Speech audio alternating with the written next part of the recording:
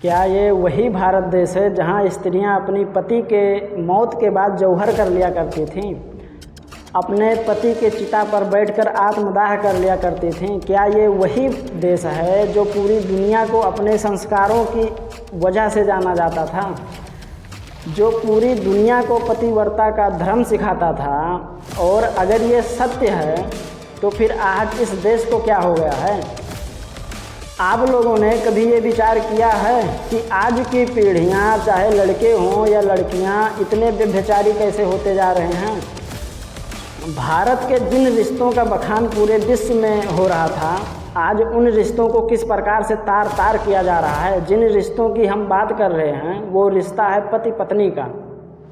करीब 2 महीने पहले मेरठ में एक हत्याकांड हुआ जिसमें मुस्कान नाम की एक महिला ने अपने बॉयफ्रेंड साहिल शुक्ला के साथ मिलकर अपने ही पति सौरभ राजपूत की हत्या करके एक ड्रम में रखकर और ऊपर से सीमेंट जाम कर दिया था। और इसी प्रकार की एक घटना अभी हाल ही में मेघालय में हुई।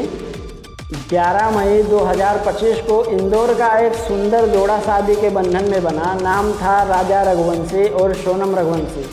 राजा रघुवंशी 29 साल का एक सॉफ्टवेयर इंजीनियर था और सोनम रघुवंशी 25 साल की एक खूंखार लड़की। 11 मई 2025 को शादी हुई और शादी के बाद 20 मई 2025 को सोनम ने हनीमून का प्लान बनाया और ज़बरदस्ती राजा रघुवंशी को लेकर गई। लेकिन सोनम ने हनीमून के आड़ में हनी खून का प्लान बनाया था। हनी खून का नाम सुनकर आप लोगों को ये अंदाज़ा तो हो ही गया होगा कि यहाँ पर भी कुछ मेरठ हत्याकांड के जैसा ही हुआ है। लेकिन अब सवाल यह उठता है कि अगर मेरठ हत्याकांड के आरोपियों को सरेआम सज़ा दी जाती या उन्हें सरेआम फांसी पर लटका दिया जाता तो क्या फिर से वैसी ही घटना घटती? तो हुआ यूँ कि 20 मई को राजा और सोनम इंदौर से मेघालय पहुँचे हनीमून मनाने। लेकिन मेघालय जाने से पहले ही सोनम और सोनम के boyfriend Raj Singh Kushwaha contract killer set कर रखे थे, जिनका नाम है आकाश राजपूत, विशाल सिंह और आनंद कुमार। 23 मई 2025 को राजा रघुवंशी और सोनम रघुवंशी एक बाइक पर घूमने निकले परंतु लापता हो गए।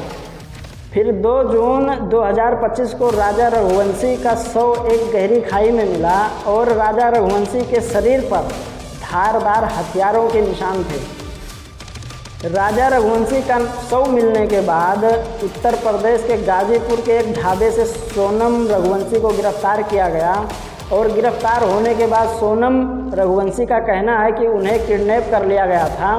अब सोचने की बात यह है कि अगर सोनम रघुवंशी किडनैप हुई थी तो फिर वो सही सलामत गाजीपुर कैसे पहुंच गई?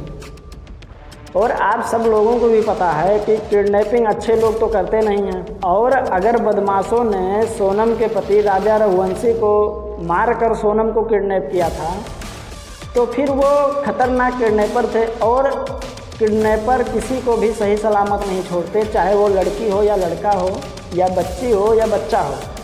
यानी इसका सीधा सा मतलब है कि शादी सिर्फ एक पर्दा थी, प्यार के नाम पर चल रही थी मौत की प्लानिंग। क्या यह एक व्यक्तिगत क्राइम था या फिर इस देश की संस्कृति का पतन है जहां बॉयफ्रेंड के चक्कर में अपने ही हस्बैंड की हत्या करना एक ट्रेंड बन चुका है भारतीय स्त्रियों के लिए? अब आप लोगों से मेरा सवाल ये है कि क्या भारत अब भी वही परिवार मूल्यों वाला देश है? क्या अब प्रेम, विवाह और विश्वास सब प्रपंच बनते जा रहे हैं?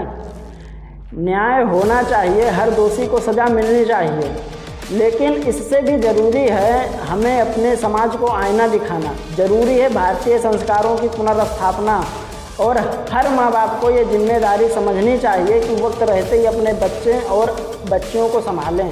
वक्त निकलने के बाद में ना कुछ संभलता है और ना ही संभाला जाता है। अब मेरा आखिरी सवाल ये है कि क्या आप लोगों को लगता है कि इस तरह की घटनाएं भारत के पारिवारिक ढांचे को तोड़ रही हैं? कमेंट में ज़रूर बताएं, वीडियो को शेयर करें ताकि यह सवाल हर घर तक पहुँचे।